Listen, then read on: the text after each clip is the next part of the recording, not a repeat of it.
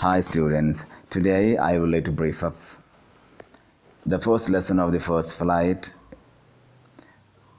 named A Letter to God written by G.L. Fans. So this is the first lesson of the first flight. This is a prescribed book of grade 10 CBSE.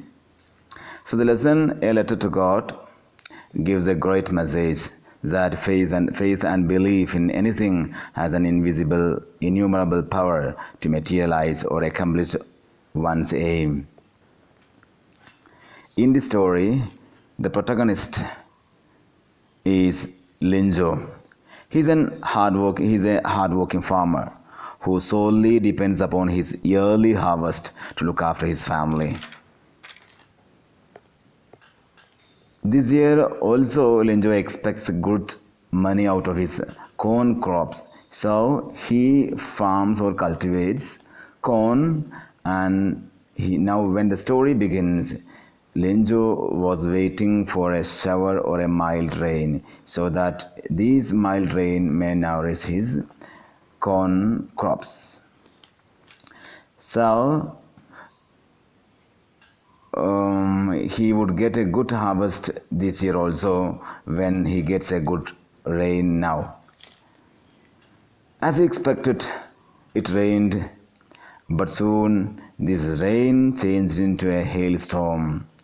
When the hailstorm continued, this happy farmer, he just turned into very sad by seeing his crops is getting destructed. When he looked around his house, he could see his entire crops and fields and surrounding was as white as salt, because the entire surrounding was actually covered, draped in these hailstorms.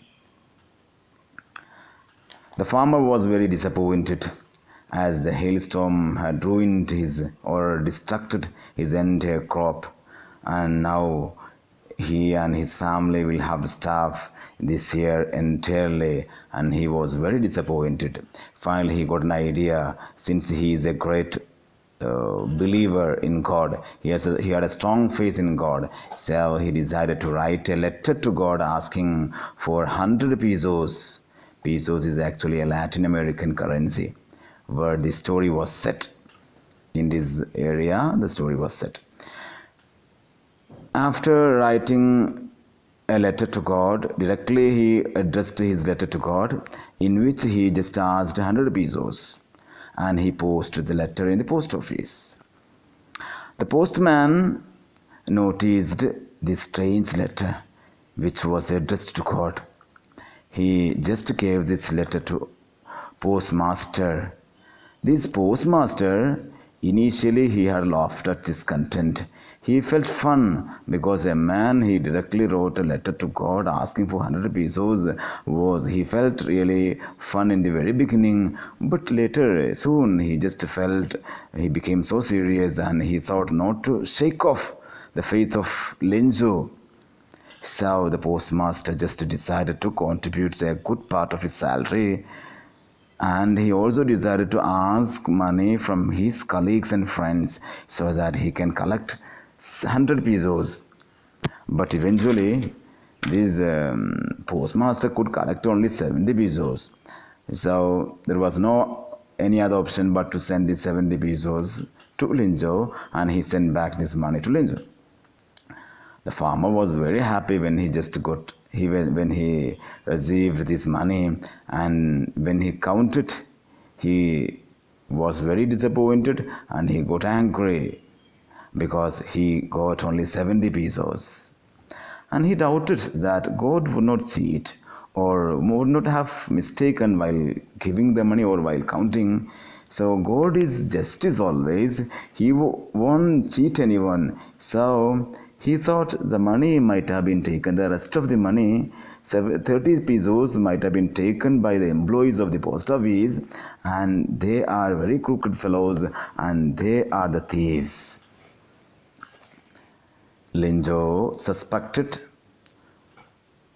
these employees of the post office, as he got only 70 pesos.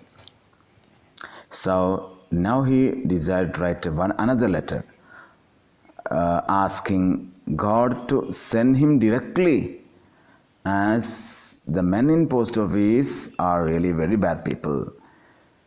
Now in this second letter he addressed to God, in which he demands not to send the money through this post office, but to send him directly so that he will get the complete money.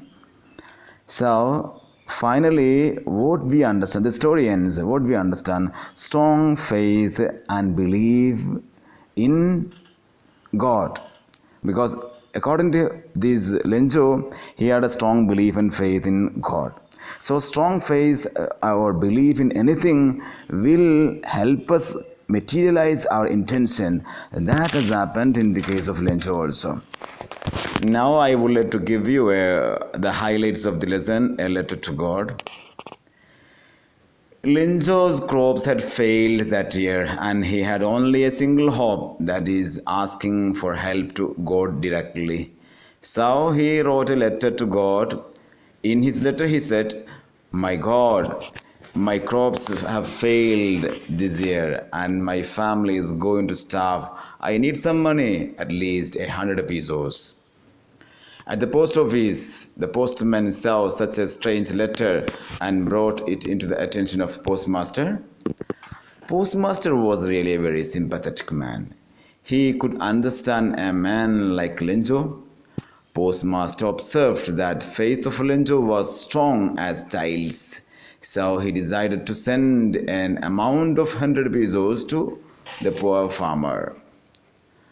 100 pesos was a huge amount. The postmaster was able to collect only 70 pesos. However, he sent the money to Lenjo. Lenjo received the money with a belief that God has helped him directly. Lenjo was happy initially, but he was sad when he counted the money, and he grew angry after counting the money, as he received only 70 instead of 100 pesos. Lenjo wrote another letter to God and dropped the letter in the same post box and went to his home, in which he mentioned to send back the remaining 30 pesos to him directly. The postmaster felt the biggest shock, and he felt shame in his life after opening Lenjo's second letter to God. Lenjo had written, "God, of money that you have sent, only 70 pesos reached me. Send me the rest of the money me through the post office, because the men in the post office are really thieves or cooked person. So kindly send the rest of the money, 30 pesos, to me directly."